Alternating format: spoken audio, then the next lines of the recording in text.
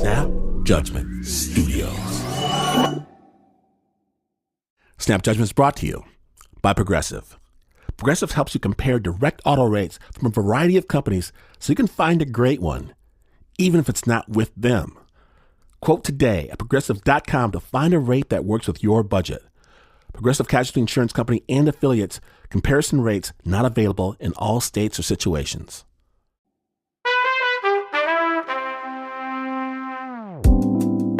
Okay, so first you gotta understand, I'm chilling, house sitting for some fancy people.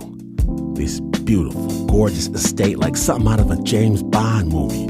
Each of the bathrooms bigger than my entire apartment. And I'm king of this castle for 2 full weeks. All I gotta do is make sure nobody like me gets in here. Private movie theater, wine cellar, infinity pool. No secret lair worth its salt can be a secret lair without the infinity pool. So it's there.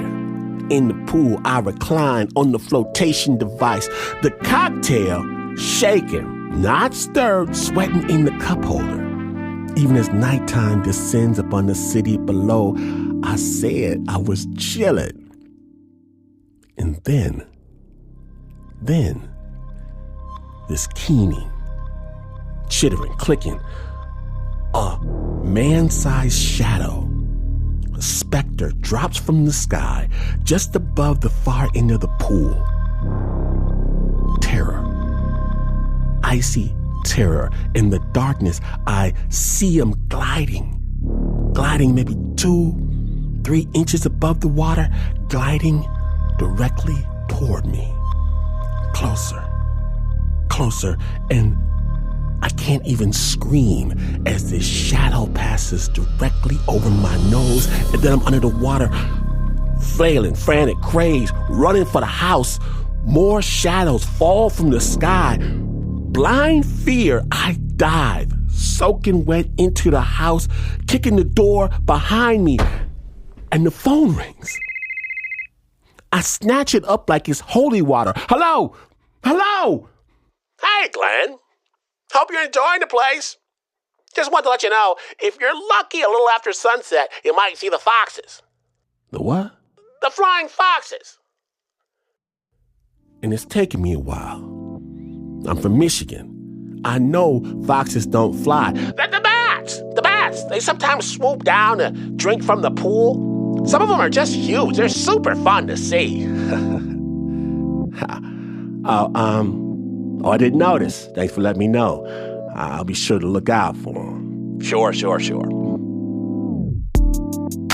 Well, today, on Snap Judgment, an exploration, a journey, a communion across space and time between species. From KQED and Snap Studios, we proudly present Batwoman.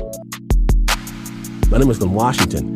If you have flying monsters drinking from your swimming pool, you might want to tell the house guest about it first when you're listening to Snap Judgment. Now then, we begin with Mary Warwick. Mary, she'd been working at the Houston Humane Society Wildlife Center for years, treating sick animals, when a woman showed up at her doorstep with a shoebox full of bats. She's like, here's 10 bats, and I have no idea what to do. Mary also didn't know what to do. Actually, no one in Houston was rehabilitating bats at the time. But Mary had cared for all kinds of animals. Owls, always squirrels and opossums. And she often records parts of those rescues on her phone to share with her followers. Hi, it's Mary. I'm out here on Galveston Island on a late Friday night, getting ready to release some opossums. Let's take the first one out, and you will hear them. She once rehabbed a duck named Woody, who lived in her bathtub for weeks. Then there was a hawk missing a beak that recuperated in her guest room. And at some point, she had a confiscated South American coati staying in her bathroom. I still have teeth marks in my glasses where she bit. I've brought home animals since I was a tiny kid, so it's just something in my DNA, I guess. So She took the box of bats, wild bats. They live in caves and under bridges and can carry rabies. But at the same time, you're in awe, like there's this flying mammal in your hands, and their ears are moving around back and forth, picking up stuff, and they have little scrunched noses that are constantly moving around and sniffing. They do a lot of lip licking, and then they chatter a lot. They're funny. Like, they're so small and really super cute. She started learning about wild bats, little by little. What was the most surprising thing you learned? How stinking cute they are. Mary rehabbed nearly all 10 of the bats. She returned them to the wild and went on with her life, back to caring for possums and squirrels and less common animals, like a baby otter who was fished out of a ship channel by a tugboat operator. Nobody else would go pick her up, so I went out and got her. She named the otter Tug and gave Tug antibiotics and bottle-fed her until she died in Mary's bathtub. She was in a warm, safe place and was getting care. That made me feel better. But yeah, it was just devastating, extremely heartbreaking. But the loss didn't slow Mary down. She kept taking in stray animals. I love what I do. I would never leave an animal out there, but there are times it's like, I just want a day to relax. Last winter, Mary was finally about to get a break. An entire 2 weeks of vacation.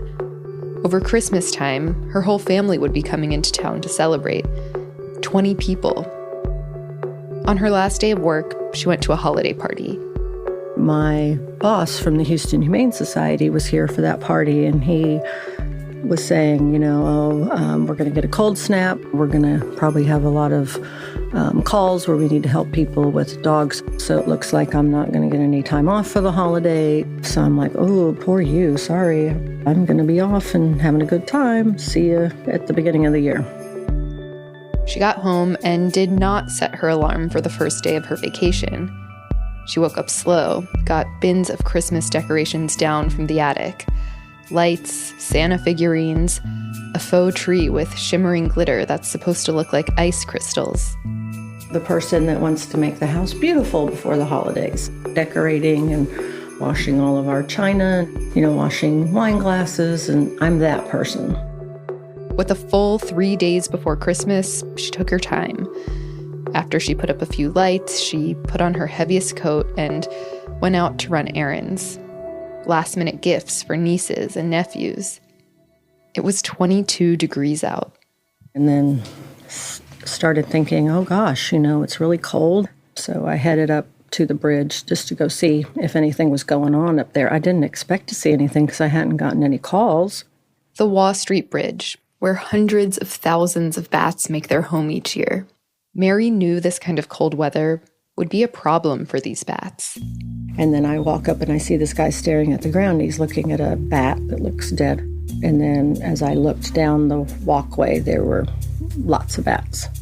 They look like a piece of bark just laying on the ground. Christmas just went right out of my head, and I got to go get a bag, and it's just an automatic response.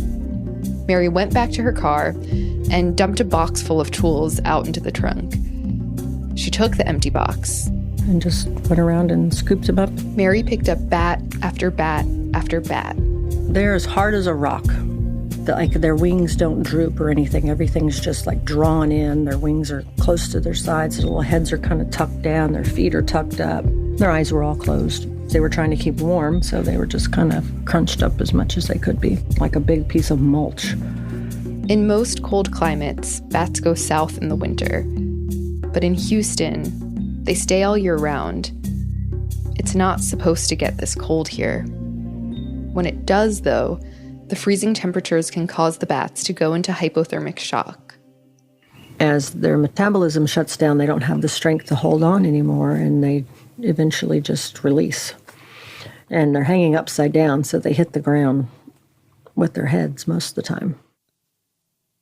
These bats had dropped 30 feet, head first, onto concrete. And my heart just broke. these bats had fallen, and people are just riding their bikes and, walking by or whatever, and nobody thought to do anything. Like, why can't I be the person that just walks by? Yeah, I don't know how to do that. I don't even know. I would feel horrible. And do you ever feel that you're cursed with being extremely compelled to save animals? Yes. Like, why does this have to happen right now? Like, I always feel like you have to try. I just can't not do it. Mary counted the bats as she scooped them into the box. There were 38 of them. And did anyone see you picking up the bats? Like, did anyone see you and say, like, hey, what are you doing? Or give you a strange look? When you turn 50 as a woman, people do not notice what you're doing anymore. Nobody said a word to me. So I just snatched them up as fast as I could and got them to my car. She put the box full of bats in the passenger seat and turned on the seat warmer. I just literally piled them all on top of each other. I didn't know if they were alive or dead. With her shopping plans out the window, Mary began driving the 45 minutes from the bridge to her house with a box full of bats in her passenger seat. Just kept kind of looking over as I was driving home to see if they'd started moving around, and they did. At least some are alive. Oh, this is awesome. Some of them got a little bit more rambunctious as we drove, so I covered the box eventually because I didn't want them starting to climb out. So, yay, they're alive. Okay, so now when I get home, I'm going to have to set up, just kind of in my head planning, like, what am I going to do? 45 minutes. Mary pulled up into her driveway and brought a box, now full of squirming bats, into the house. Her husband met her at the door. So I think he was just kind of amused to watch me figure it out. When you say amused, like, what does that look like? Was he... Like, he just kind of gets this funny grin on his face and, like, oh, okay, well, here you go again. Like, have fun. Yeah. She immediately got to work and recorded a message for her followers. Hi, this is Mary from the Houston Humane Society. On the way back, the bats started coming too. So we believe they're all alive. We're going to start triaging them right now. First, she transformed the guest room into a rehab room. She covered the floors in plastic.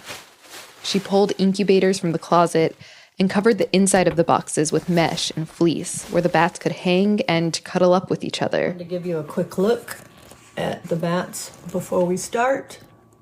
That's a lot of bats. You can see some of them moving.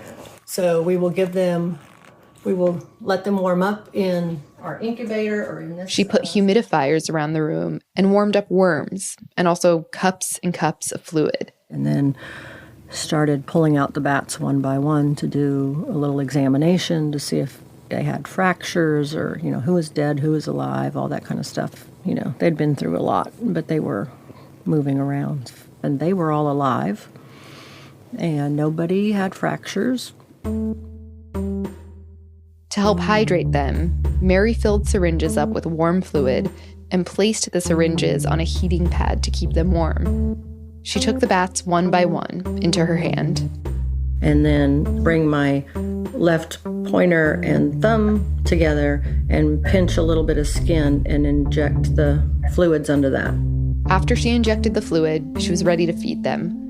She pulled the heads off a bunch of worms she had warmed up. And then squeeze some of the goo out of the worm with my right hand and just kind of tap it against their little mouth.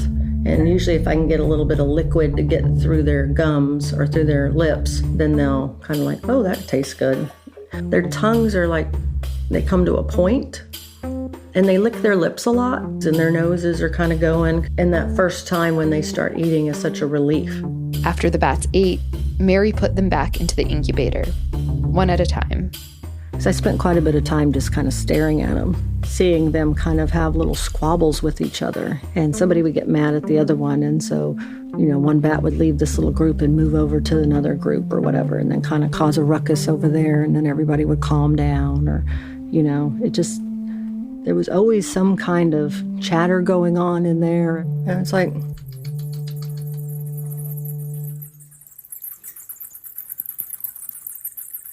they're very social, so they're communicating with each other. Everybody was doing lots of things. By the time she got the bats settled, the sun had set. She also noted that outside, the temperature had dropped. More were going to come. Until it warmed up, we were going to continue to get bats that dropped. Mary grabbed her headlamp and got back into her car. It was around 10 p.m. when she got back to the Waugh Bridge. That bridge has 2 hike and bike paths. One's high, one's low. And then after the low one, there's a slanted thing that goes down into the bayou. And so there's 3 levels to check. And there were bats on every level. Cold, still bats. It's like, whoa, there's a lot more here than there were before. She had come prepared, this time with a bigger box. Mary scooped up the small, still bats from the ground and again piled them on top of each other in the box. It was nearly midnight when she got them all into the car. My brain was kind of going again, like, okay, I don't know how many bats are here, but there's a lot. Like, how am I going to divvy them up in the incubators, and how am I going to deal with this number of bats now? Just kind of, your brain's going a million miles an hour, kind of really super focused. Your heart's going a little bit, and everything else kind of disappears. On the drive home, she kept checking in on the bats. Like, come on, like, anybody in there? When she got them into her house, she immediately went into triage mode, checking the bats for head injuries, broken bones. Every time I'd reach my hand in, I hope it's alive. She counted the number of bats that had survived the fall. That's when I got 99 bats. I didn't expect 99. Mary fed and hydrated these 99 bats. She hadn't had a chance to check on that first batch of 30. She worried about how they'd fared over the past few hours in the incubator. I wanted to make sure that my attention didn't get away from them to the other bats, to their detriment. She counted over 130 bats in her guest room. By the time she got the new batch of bats warmed up and settled in, it was past 2 a.m. I think when I got into bed, that's when everything kind of catches up with you afterwards. That's when Mary realized she didn't have a plan. I still didn't know what I was going to do with them. Like, once we got them triaged, I hadn't gotten that far yet. So I was still freaking out. There's only so much I can do as one person. Once you've taken all these animals in, they're your responsibility. No plan, over 130 wild bats in her home, and Mary can't help but wonder, will the bats even make it through the night? Stay tuned.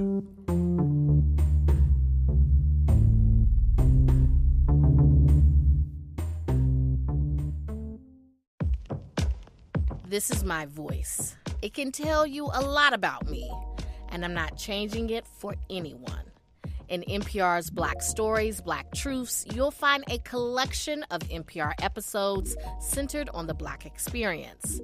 Search NPR Black Stories, Black Truths wherever you get podcasts.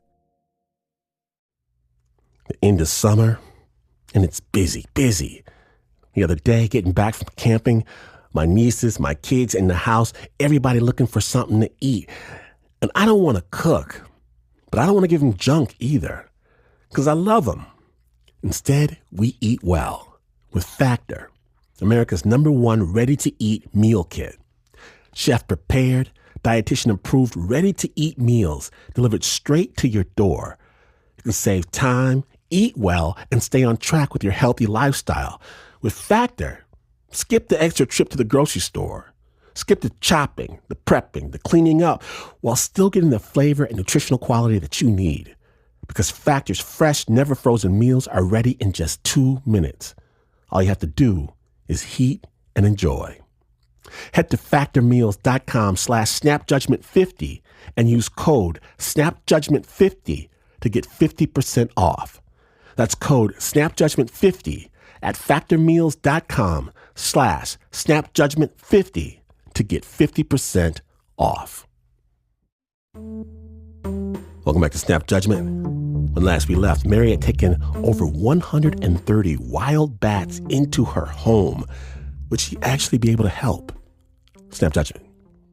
Mary closed her eyes, just hoping the bats would survive the night, hoping it would warm up in the morning, and she could return the bats back to the bridge. But when she woke up and checked the weather, She saw it was even colder than the day before, less than 25 degrees out. She checked on the bats in her guest room. Every one of them had survived the night. Makes me feel good to see their little chipper shining eyes and kind of looking around, all kind of cuddled in separate corners. It was 2 days before Christmas. But instead of dealing with the bins of decorations stacked in the hallway, Mary put on her warmest socks, her warmest boots. She knew that her at-home rehab room had reached capacity. But she also knew that there would be even more bats in danger. So she drove back, down to the Wall Street Bridge. And there, she found dozens of bats on the ground. Mary picked them up, put them into her car, and drove towards this other bridge about a half hour away in Pearland. This is a really small bridge. So I head down there and think I'm probably going to pick up 30 or 40 more bats. Mary parked her car near the bridge. I start walking down the little embankment and turn and look under the bridge, and it's just covered with bats. And I just like, oh no. And she recorded on her cell phone. More bats in Pearland. Fortunately, some drowned. Many over here. It was just covered under the bridge with bats. And there were some that had tried to move, and there was that little creek, and so there were a lot of drowned bats in the water. It was just like a horrible scene.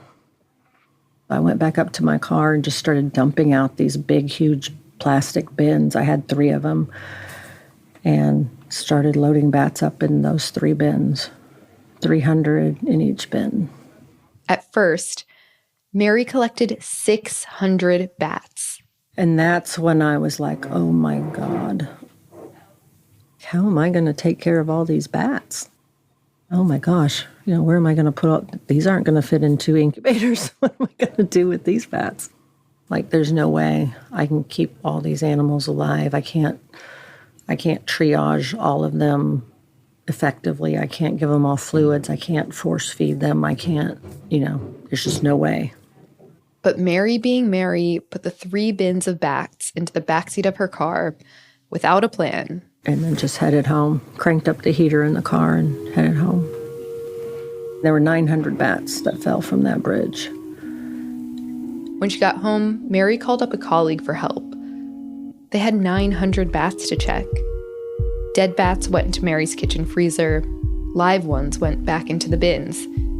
It took hours. And so we're sitting on the floor, and we started going through them. And then as they were warming up, some of them became fully alive and just took off. As soon as Mary put bats into a bin, others would wake up and fly off. The whole thing just felt so surreal and strange to be chasing these bats that looked like they were on death's doorstep 2 minutes ago, around the house, flying around. One bat got away and somehow got into the kitchen. My 2 cats are sitting on the kitchen table looking up, and the dog is sitting on the floor looking up, and their heads are going round and round. So I'm like, uh-oh. I look up, and there's a bat, and my first thought was, oh my gosh, if it lands and they get it, number one, they'll injure it, or it can injure them. Mary immediately hopped up onto the countertop with her net. And the bat's just going in circles the whole time. She couldn't catch it, and her animals freaked out. The dog and 2 of my cats were chasing a bat around the house. It's just flying around in circles, and they're all running around in circles. What's going to happen? But if I can't catch this bat, will it land? Will it just keep flying around forever? After nearly an hour-long bat chase, Mary finally got the bat into a bin. It was getting to be kind of a comedy of errors after a while. There was just nowhere to contain everything. So, what do we do from here? Mary needed space. She looked at the bins of bats in one corner of the hallway, and then to the boxes of Christmas decorations in the other. I was just like, hey, can you just take all those bins and put them back in the attic, because it's not getting done. She was a little concerned some of her family members might not want to come over for dinner. Nobody in our family, other than us, are really animal people. She hadn't washed the china or finished cleaning. but still. We love to have the holidays here, and I wanted to have everybody here regardless of whatever else was going on. She texted her family about the bats in her house and made sure to say it was safe, and she'd still be hosting dinner tomorrow. She put her phone down, but only for a moment, because that's when the calls started coming in. People had seen the videos she had posted. They're very chirpy. They seem settled in. We only lost one last night, so that's the top. That's not the floor. I'm getting calls from other people, about other bats at Wall Bridge, because more bats are starting to fall. So then I start organizing, people who can go pick up the bats for me and bring them to my house. Someone came by with 30 bats, another dropped off 50. By the end of the day, Mary had around 1,200 bats in her house. She took heat lamps up to the attic and created this little bat cave up there. So I just kind of did an assembly line thing and started giving them fluids that way. And then I had the other bats still that I had to care for. Mary was up late into the night. When she finally got into bed, her heart was pounding. What could happen tomorrow? If I get more, really, what am I going to do? When Mary woke up, it was Christmas Eve. The last 2 days had been a blur, and she hadn't gotten any of the things on her Christmas prep list done. She handed the list to her husband, who would be in charge of cooking this year. I was just kind of circulating between the bats upstairs, the bats down here, and kind of checking in with him and just kind of doing little bits of things that I could throughout the day. My rehab room was just piled up with little boxes. People had been bringing bats in, and a trash can full of used syringes. It was just, I wasn't clearing anything out. It was just piling up. It was a mess.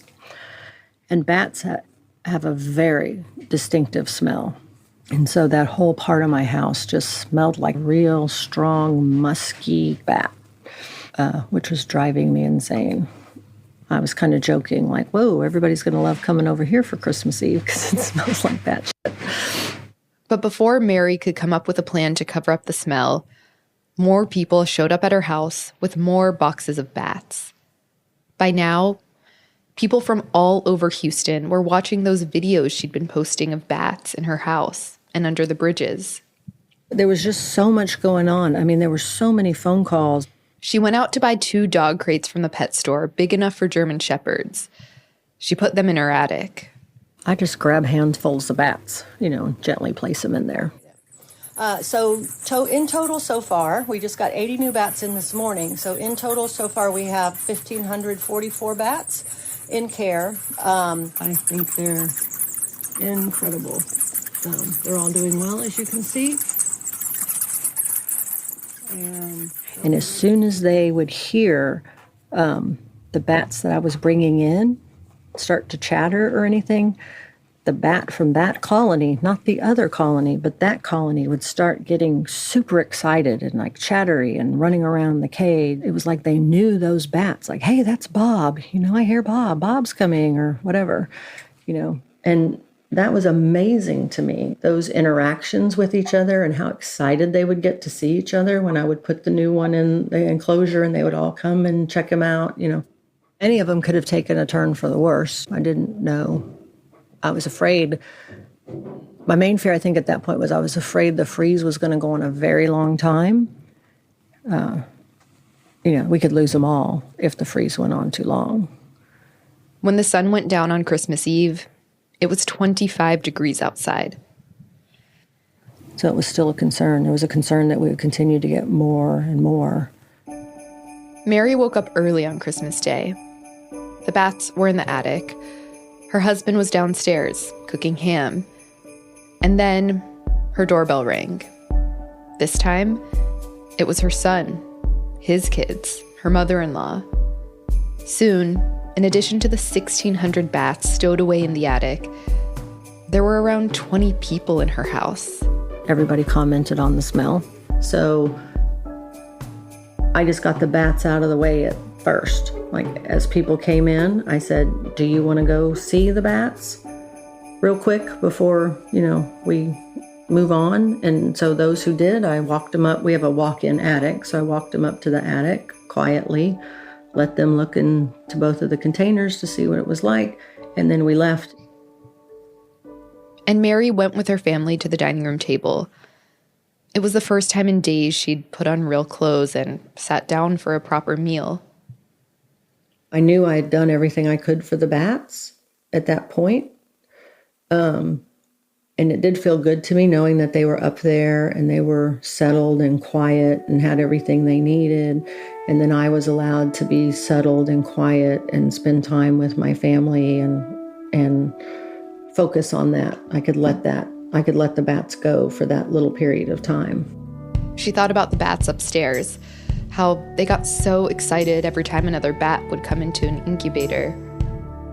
I guess it crosses species lines, doesn't it? I mean, nobody wants to be alone. Our connection here downstairs as humans and their connection upstairs, I think that gives life a large meaning. We all need connection.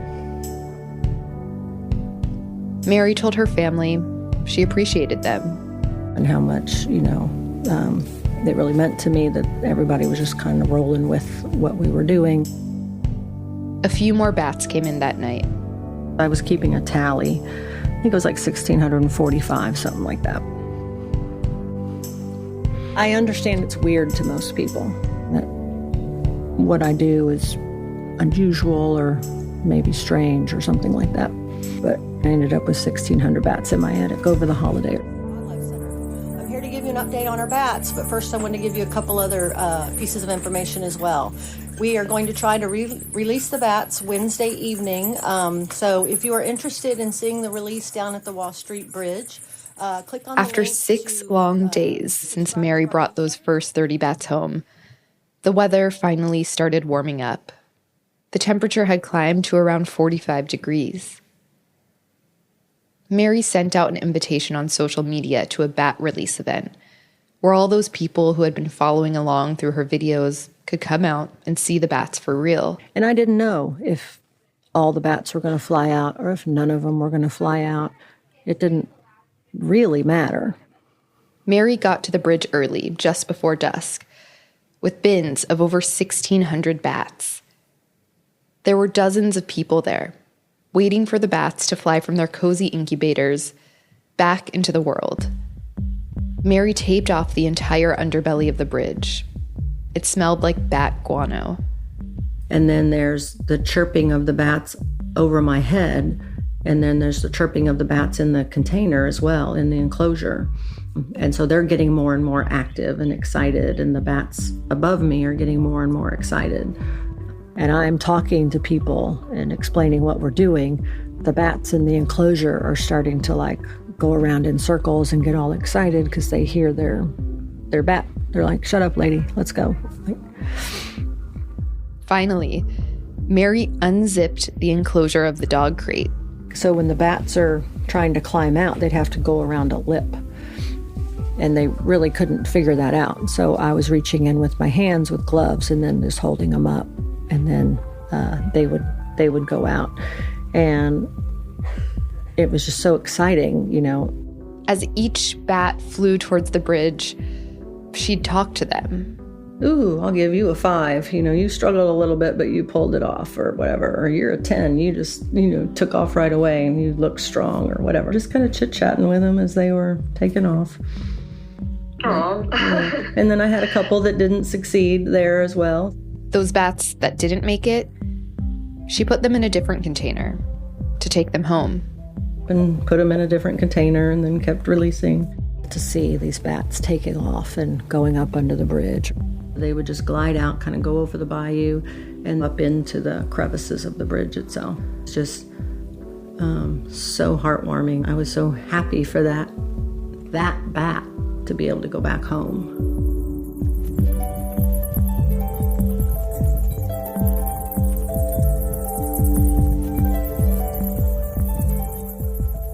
Huge, gigantic thanks to Mary Warwick for sharing her story, and thanks as well to the Houston Humane Society, the TWRC Wildlife Center, and the Batworld Sanctuary in Texas, whose staff protect and rehabilitate bats and provide education and training on the proper treatment of bats to people all over the United States. The original score for that piece was by Dirk Schwartzoff.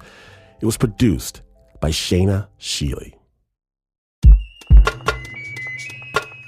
Now, after the break, more chirps and echolocation, a bat story from one of our very own Snap producers.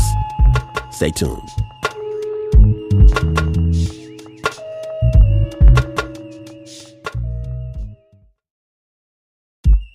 Welcome back to Snap Judgment.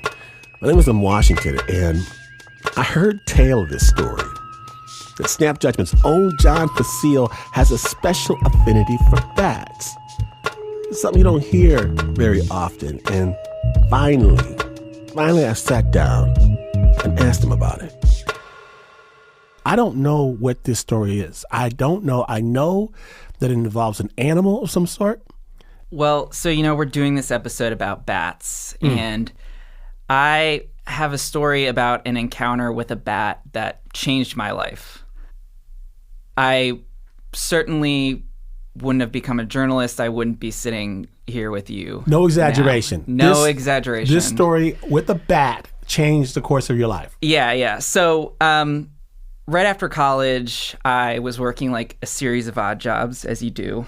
And the last one in a string of jobs I had was I was working as a street canvasser for this charity that like helps provide food and clothes for poor kids. So you're the guy who's like, can I talk to you for a minute? Yeah. I was that guy. Well, very briefly. So I'll explain. I got this job. There was a week of training involved, and then they put you out on the street. And my very first day on the street, I was in downtown Chicago, right near the Picasso sculpture. I pretty quickly, within like an hour, realized I was just terrible at this job. Like, I felt so uncomfortable approaching people, and nobody wanted to talk to me. They could sense it. People were just blowing by me. Like, hi, do you have any time for? Like, nope, sorry, gotta go. I gotta perform open heart surgery in 15 minutes. Just making stuff up. Wow. And seems like a hard job. Yeah, and it's also a weird job because like the thing was that you get commission on the donations. So it kind of felt like, I don't know, like I was trying to move these poor kids like they were cars or something. I start going into this existential crisis. Like, why am I here? What am I doing? Am I just supposed to live this life going from job to job, barely making enough money to cover rent and ramen? And I'm thinking all this stuff, and then I look down at my feet, and on the pavement right there's this little brown ball. And at first I thought it was like trash, like a dirty cotton ball or something. But then ever so gently with my foot, I kind of turn it over, and this bat just spreads its wings out wide and opens its mouth like it's yawning. And in that moment, it's like all the wonder in the world just filled my heart, and I forgot all my problems. And I'm like, there's magic out there, and I'm missing it every second I spend doing something that I hate.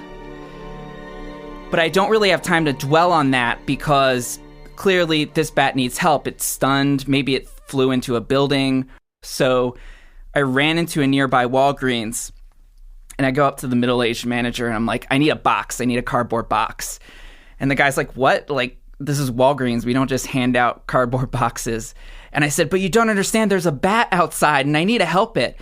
And he's like, oh, like it flips a switch. He's like, hold on. He runs into the back, grabs me a cardboard box. I'm like, thank you. I run outside, carefully scoop up the bat, close the box. And so my plan is to take this bat to a park and release it. But first I'm like, I don't ever want to come back to this job again. I got to quit this damn job. So I was going to have to quit to two people. It would be awkward, because like they've paid me for a week of training. I'm very conflict averse. This is not going to go well. The first person I had to quit to was my shift supervisor, and she was posted up at some food court. So I found her at a table, and as I'm approaching her, I start getting nervous. Like, oh man, like, what am I gonna do? What if she's really mad? And then I get this idea that, like, maybe this sense of wonder that I had seeing the bat, maybe I could use that to my advantage here. So I go up to the shift supervisor, and I'm like, hey, you wanna see something cool? I found a bat on the street. I open the box and show it to her. And she's like, oh my gosh, wow. And I go, yeah. And then I close the box and tell her, also, I'm quitting. She's like, what? But I split. I go a couple blocks over to the canvassing operations center where the guy who hired me is sitting at a desk. Go up to him, open the box. Hey, I found a bat. Oh my God, cool, wow. Close the box. Also, I'm quitting. So I get on the train home, and I'm just like glowing, you know, with this experience. But that wears off pretty quick when I get back to the apartment and the bat wakes up.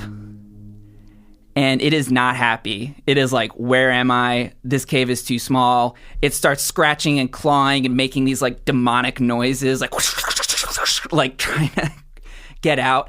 And I'm like, oh God, what have I done? I have a winged rat in a flimsy cardboard box. Like, what if it has rabies? What if it bites me? I don't have good health insurance. Like, what am I going to do? So really quickly, I like sprint with the box over to the park a few blocks away, which is Humboldt Park. And I pull open one of the flaps and just fling the box out into the air to get it as far away from me as possible. And while it's in midair, the bat flies out and just takes off across Humboldt Park Lagoon and into the night. So the next week, since I've got all this free time now, since I quit my job, I end up going to this documentary screening where I met the guy who would give me my first job working on documentaries, which is my first job, anything journalism related. I hadn't planned on this career. And, you know, that set me on the path to, like, some dozen years later being here with you. Wow. Be real with me. Yeah. If there was no bat, would you be here right now? I don't know, because I don't think I would have quit that job that day. I really needed the money. It was a bad idea to quit. You know, I probably had like $40 in my bank account. So I don't know what would have happened, to be honest. Well, you heard it from John Facile. God bless the bat.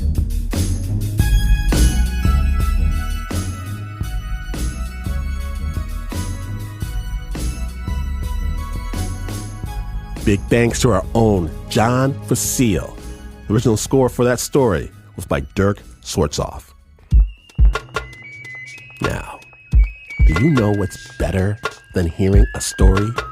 Giving one. And you can give the gift of story this very Batwoman Snap episode. You can send to family and friends through the Snap Judgment podcast. They will be forever grateful and gaze at you with a look of fierce appreciation and deep pride every single time you walk into a room. Just imagine. SnapJudgment.org. Did I mention Snap's evil twin podcast, Spooked, is available everywhere. Snap is brought to you by the team that knows bats are our friends, especially the Uber producer, Mr. Mark Ristich, who hangs upside down to sleep every single night. To the right of me, communicating in super high echolocation is Nancy Lopez. There's Pat Bassini-Miller, Anna Sussman, Renzo Gorio, John the Bat Boy Facile, Shayna Sheely, Teo Ducat, Flo Wiley, Marissa Dodge, Bo Walsh, David Exame, and Regina Bediaco. And this is not the news.